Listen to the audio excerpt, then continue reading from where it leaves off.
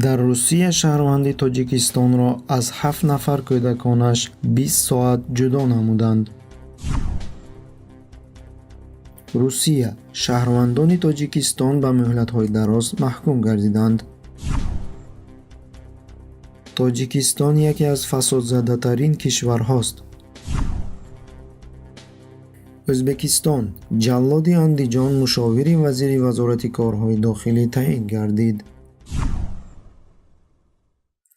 санаи 19 декабри соли 2017 аз тарафи кормандони полиси вилояти Тюмени Федератсияи Русия шаҳрванди Тоҷикистон модари серфарзанд ҳомиладор, ки номаш Саноат мебошад, номаш тағйир дода шудааст, аз хонааш равуда шуд.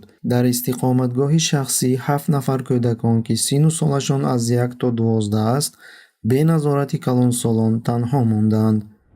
Чӣ тавре ки сомонаи ура.ру хабар медиҳад, кормандони полис ба Саноат ваъда доданд, ки пас аз тафтиши санадҳояш ӯро ҷавоб хоҳанд дод. 2 нафар кормандони полис маро бо нақлиёти хизматӣ ба бокс бурданд, ки воқеъ дар кӯчаи Максим Горкӣ ҷойгир аст. телефони дастиамро ба кӯдакон партофта рафтам, мабодо маро ҷавоб надиҳанд, ба шиносон занг бизананд. модар на пагоҳӣ ва на рӯзона баргашта наомад. бинобар ин духтари калонӣ ба назди шиносҳояшон бирафт. онҳо кӯдаконро таом дода таскин доданд.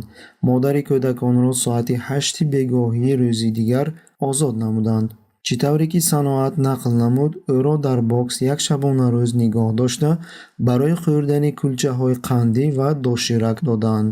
7 нафар кӯдакон бошад, дар он замон дар хона танҳо монданд. Саноат аниқ намуд, ки аз ӯ талаб намуданд ҷойи боздоштеро, ки дар он ҷо ӯ қарор дошт, ба ҳеҷ кас хабар надиҳад. гӯё дар хадамоти полис қарор доштани ӯ қайд нашудааст. тӯли 12 сол мешавад, ки Саноат дар Тюмен зиндагӣ ба сар мебарад. дар шакли қонунӣ дар Тюмен аз қайд гузаштан имконият надорад.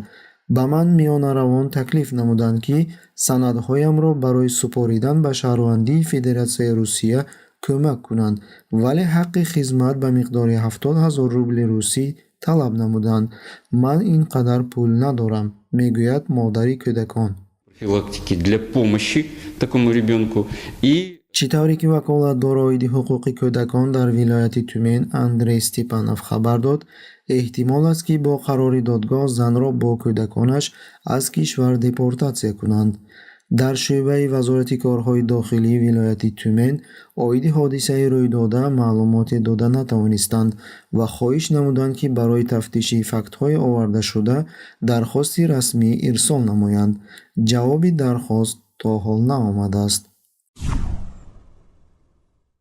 чӣ тавре ки Интерфакс иттилоъ медиҳад, додгоҳи ҳарбии ҳавзавии Москав 6 нафар шаҳрванди Тоҷикистонро бо айби бофташуда гӯё тайёрӣ диданд дар содир намудани таркиш дар ноҳияи Люберцияи Москав соли 2016 айбдор дониста ба муҳлатҳои аз 12 то 18 сол аз озодӣ маҳкум кард.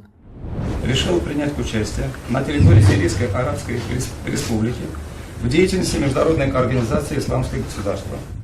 айбдоршавандагон дар содир намудани ҷиноят айбдор дониста мувофиқи ҷинояташон ба Латипов 12 сол, Муминов 18 сол, Самардини 18 сол, Ҳасанов 18 сол, Ҳикматуллои 13 сол, Юлдошев 12 сол аз озодӣ маҳрум намуданд, дар колонияи низомаш сахт ҷазо таъин шавад. қарорро рӯзи панҷшанбе ифода намуд судя Игор Семин. тибқи қарорнома судшавандагон бо 6 моддаи кодекси ҷиноӣ айбдор дониста мешаванд. инчунин иштирок намудан дар ташкилоти террористӣ, ғайриқонунӣ пайдо кардан ва нигоҳ доштани маводҳои тарканда айбдор дониста шудаанд. дар рафти ҷараёни судӣ додситон талаб намуд, ки ба айбдоршавандагон аз 12 то 16 сол ва пардохти ҷарима ба миқдори 400 000 рубли русӣ ба ҳар як айбдоршаванда ҷазо таъин шавад. ёдрас мекунем, ки солҳои охир парвандаҳои ҷиноӣ бофташуда нисбати муҳоҷирони меҳнатӣ аз ҷониби мақомотҳои қудратии рус ба роҳ монда шудааст. Кремл механизми ҳалли ҳамаи намуди муаммоҳои дохилиро коркард намуд ва ҳама намуди рӯҳияҳои эътирозиро дар ҷомеа бо воситаи гӯён хавфи терроризм бартараф намуд. зеро воситаи мазкур мардуми Русияро бар зидди душмани умумӣ муттаҳид месозад.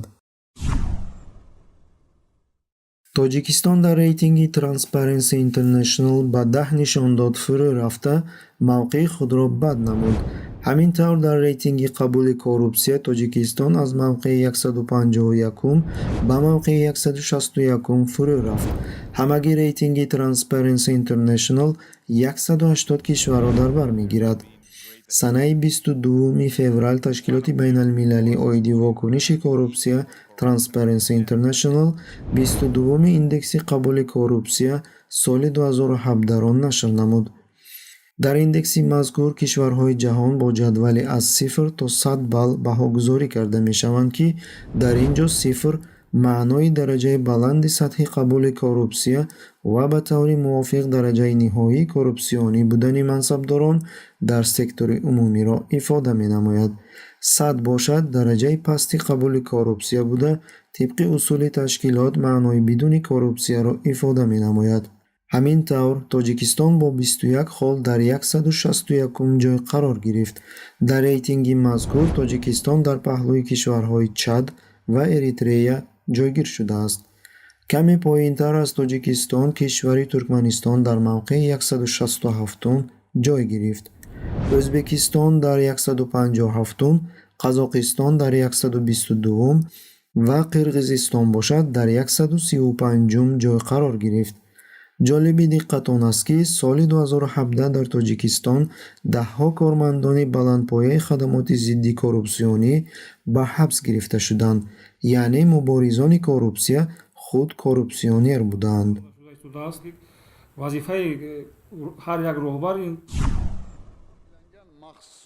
дар машварати интихоботии ҳукумати Ӯзбекистон санаи 27 феврал вазири вазорати корҳои дохилӣ Пойлод Бобоҷонов оиди ба мансаби мушовири худ таъин гаштани Алматов баёнот дод.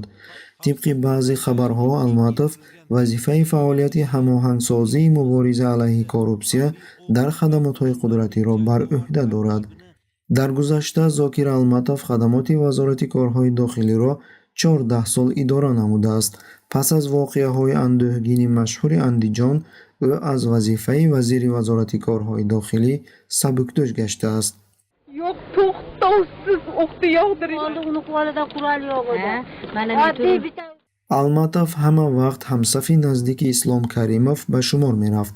Дар тӯли бар ӯҳда доштани мансаби вазири вазорати корҳои дохилӣ, сиёсати хомӯш намудани ҳуввияти исломиро дар кишвар дастгирӣ намуда, дар амалӣ гардонидани ин сиёсат фаъолона иштирок варзидааст. Дар рӯйхати тасвибие, ки аз ҷониби Иттиҳоди Аврупо пас аз ҳодисаҳои Андиҷон қабул гардидааст, номи ӯ рӯйхати 12 мансабдоронро сардорӣ мекунад, ки ба онҳо даромадан ба қаламрави Иттиҳоди Аврупо манъ шудааст. Ба гуфтаи тадқиқотчии Human Rights Watch дар кишварҳои Осиёи Марказӣ Стив Свердлов, Зокир Алматов ба чунон ҷиноятҳои вазнин алоқадор аст, ки муддати кӯҳнашавӣ надоранд.